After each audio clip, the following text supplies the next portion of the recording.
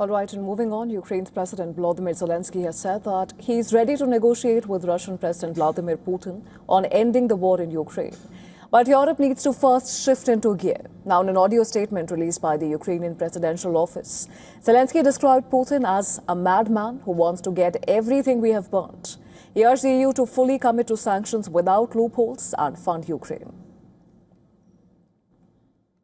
Путін хоче, щоб у нас все горіло. І він безумець. Це партнери відчувають.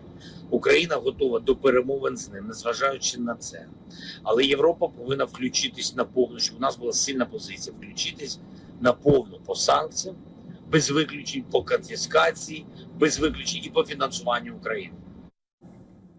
Now, even as Zelensky seeks more active support from Europe, Bulgaria, an EU member, has said that it will veto EU sanctions package against Russia. Speaking to the press, Bulgarian Prime Minister Rumen Radev said that EU sanctions could negatively impact the Bulgarian economy.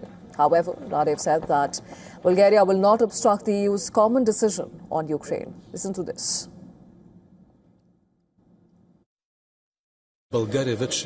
Bulgaria has already expressed certain reservations about these sanctions because we have already stated our position that we will not allow sanctions that harm and pose a risk to the Bulgarian economy. Here, I can point out the risk to the functioning of Lukoil.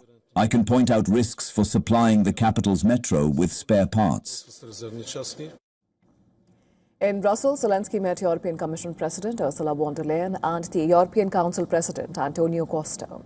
The meeting comes after the EU officially opened accession talks with Ukraine. Speaking at the meeting, von der Leyen vowed that Europe would stand by Ukraine as long as it takes to defeat Russia.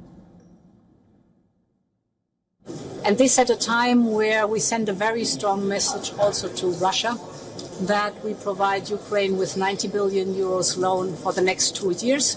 So also to give a very strong message to say we're going to be by your side for as long as it takes. NATO members, Germany and Britain also pledged new support packages to bolster Ukraine's defenses. While Germany pledged $200 million for the procurement of guided missiles as well as new air-to-air missiles, the UK pledged 150,000 Ukrainian-made drones and new air defense systems funded by the sale of frozen Russian assets.